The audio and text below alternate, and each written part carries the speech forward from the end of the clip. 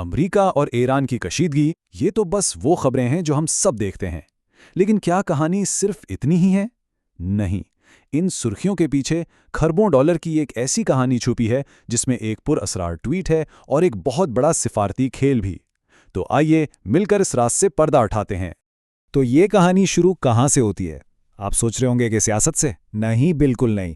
یہ کہانی شروع ہوتی ہے پیسوں سے، ایک انتہائی مشکوک مالی لین دین سے، ایک ایسا سودا جس نے پوری دنیا کی مارکیٹوں میں جیسے بھونچال پیدا کر دیا تھا۔ ذرا تصور کریں، صبح کا وقت ہے، 6:49 پر تیل کی خرید و فروخت کا ایک بہت بڑا سودا ہوتا ہے۔ صرف 1 منٹ بعد 6:50 پر یہ ڈیل مکمل ہو جاتی ہے، اور پھر ٹھیک 14 منٹ بعد 7:04 پر امریکی صدر ایک ٹویٹ کرتے ہیں۔ کس بارے میں؟ ایران کے ساتھ کامیاب بات چیت کے بارے میں۔ یہ جو صرف 15 منٹ کا کھیل ہے نا، یہی تو سارے سوالوں کی جڑ ہے۔ اچھا، تو ان چند منٹوں میں منافع کتنا ہوا ہوگا؟ کوئی اندازہ ہے؟ $580 ملین۔ جی ہاں، $580 ملین۔ یہ اتنی بڑی حیران کن رقم ہے کہ اسی سے اندازہ ہوتا ہے کہ اس کھیل میں داؤ پر کیا لگا ہوا تھا۔ لیکن بات صرف اس ایک ڈیل کی نہیں تھی۔ جیسے ہی صدر کی ٹویٹ آئی، مارکیٹ میں ایک دم سے $1.7 ٹریلین کی سرمایہ کاری ہوئی۔ ٹریلین! یہ طاقت تھی اس ایک ٹویٹ کی جس نے سچ مچ پورے مالیاتی نظام کو ہلا کر رکھ دیا تھا۔ اور معاملہ کتنا سنگین تھا اس کا اندازہ اس بات سے لگائیں کہ نوبل انعام یافتہ ماہر معاشیات پال کروگمن نے اس پر کیا کہا۔ انہوں نے کہا، جو کچھ ہوا اس کے لیے صرف ایک ہی لفظ ہے: غداری۔ جی، غداری۔ یہ الزام اتنا بڑا تھا جسے انسائیڈر ٹریڈنگ کہتے ہیں۔ اچھا، تو یہ سب تو چل رہا تھا پردے کے پیچھے، لیکن دنیا کو کیا دکھایا جا رہا تھا؟ عوام کے سامنے ایک بالکل ہی مختلف تصویر پیش کی جا رہی تھی، ایک ایسی تصویر جس میں سفارتی کوششیں تھیں، امن کی باتیں تھیں۔ اور پھر بات باقاعدہ سطح پر آ گئی۔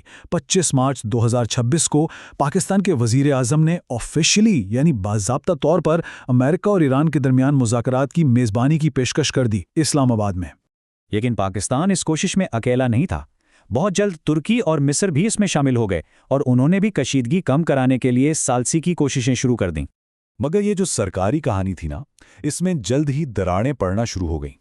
ایک طرف کچھ کہا جا رہا تھا، دوسری طرف کچھ اور ان متضاد پیغامات سے شکوک و شبہات پیدا ہونے لگے کہ شاید اصل حکمت عملی کچھ اور ہی ہے۔ دیکھیں، ایک طرف امریکی صدر دعویٰ کر رہے تھے کہ بہت اچھی اور تعمیری بات چیت ہو رہی ہے، اور دوسری طرف ایران ان دعووں کو سیدھا فیک نیوز یعنی جھوٹی خبریں قرار دے رہا تھا۔ اب یہ اتنا واضح تضاد تھا کہ اس نے کہانی میں ایک نیا تناؤ پیدا کر دیا۔ تو اس ساری صورتحال کو سمجھنے کے لیے فارچون میگزین نے ایک تھیوری پیش کی۔ وہ اسے کہتے ہیں ٹیکو، یعنی ٹرمپ آلویز چکنز آؤٹ۔ اس تھیوری کے مطابق یہ ایک خاص پیٹرن ہے، ایک ایسا طریقہ جسے بار بار استعمال کیا جاتا ہے۔ پہلے کشیدگی کو خوب بڑھاؤ اور پھر اچانک مذاکرات کی طرف مڑ جاؤ۔ اس ٹیکو حکمت عملی کے آپ کہہ لیں کہ 4 سیدھے سادے مرحلے ہیں۔ پہلا، کشیدگی کو بالکل عروج پر لے جاؤ۔ دوسرا، مارکیٹ کو اپنے فائدے کے لیے استعمال کرو۔ تیسرا، مذاکرات شروع کرو۔ اور چوتھا، فتح کا اعلان کر دو۔ اور یہ جو حالیہ الٹیمیٹم تھا اور پھر اس کے فوراً بعد بات چیت والی ٹویٹ، یہ بالکل اسی پیٹرن میں فٹ بیٹھتا ہے۔ چلیں اب ذرا واپس پاکستان کی طرف آتے ہیں۔ سوال یہ کہ آخر پاکستان نے اس انتہائی خطرناک سفارتی کردار کو نبھانے کا فیصلہ کیا ہی کیوں؟ اس کے پیچھے کیا وجوہات تھیں؟ اس کی 3 بڑی وجوہات ہیں۔ پہلی، امریکہ کے ساتھ براہ راست فوجی سطح سے لے کر صدر تک کا رابطہ۔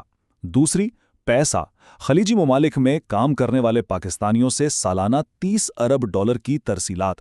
اور تیسری، جغرافیہ اور تعلقات، یعنی ایران کے ساتھ 900 کلومیٹر لمبی سرحد اور پہلے سے موجود مضبوط رشتے۔ اور پھر ایک بہت ہی اہم مسئلہ ہے، ایران کے پاس موجود 400 کلوگرام افزودہ یورینیم کا، اور شاید پاکستان کا اعتماد کے ضامن یعنی کریڈیبلٹی گارنٹر کے طور پر کردار ہی اس مسئلے کا واحد قابل عمل حل ہو۔ لیکن اس پیچیدہ جیو پولیٹیکل کھیل میں ایک اور کھلاڑی بھی ہے، ایک ایسا کھلاڑی جو شاید سامنے نظر نہیں آ رہا، ایک ایسی ریاست جو شاید یہ چاہتی ہی نہیں کہ یہ امن مذاکرات کامیاب ہوں۔ اس بات کو سمجھنے کے لیے ذرا 2025 کے حماس مذاکرات کو یاد کرتے ہیں۔ ثالثی کس نے کی تھی؟ مصر اور قطر نے۔ نتیجہ کیا نکلا؟ اسرائیل نے بار بار جنگ بندی کی خلاف ورزی کی، تو اب 2026 میں ایران مذاکرات کی ثالثی پاکستان کر رہا ہے۔ نتیجہ کیا ہوگا؟ یہ ایک بہت بڑا سوالیہ نشان ہے۔ اور یہ تخریب کار والی تھیوری صرف کوئی خدشہ یا اندازہ نہیں ہے۔ الجزیرہ کے مطابق پچھلے مذاکرات میں اکتوبر 2025 سے مارچ 2026 کے بیچ اسرائیل نے 2073 بار جنگ بندی توڑی۔ 2073 بار۔ تو اب کہانی اپنے کلائمیکس پر پہنچتی ہے۔ ایک طرف امن مذاکرات کی باتیں ہیں اور دوسری طرف فوجی نقل و حرکت کی ٹھوس حقیقت۔ سرکاری کہانی تو یہی ہے کہ امن اور سفارتکاری کا راستہ کھلا ہے، کوششیں جاری ہیں اور مذاکرات ہو رہے ہیں۔ لیکن اس سفارتی کہانی کے بالکل الٹ آج اسی وقت 2200 امریکی مرینز ایران کی سرحد پر پہنچ رہے ہیں۔ اور بات یہیں ختم نہیں ہوتی، مزید 2500 مرینز بھی اسی خطے کی طرف آ رہے ہیں۔ اس سے اندازہ ہوتا ہے کہ یہ فوجی اجتماع کتنا بڑا اور سنجیدہ ہے۔ اور ایکسیوس کی رپورٹ کے مطابق ان افواج کا ایک خاص ہدف بھی ہے، ایران کا جزیرہ خارگ۔ یہ وہ جگہ ہے جہاں سے ایران کی 90% تیل کی برآمدات ہوتی ہیں، اور ہاں، یہ جگہ ایرانی جوابی حملے کی زد میں بھی بہت آسانی سے آ سکتی ہے۔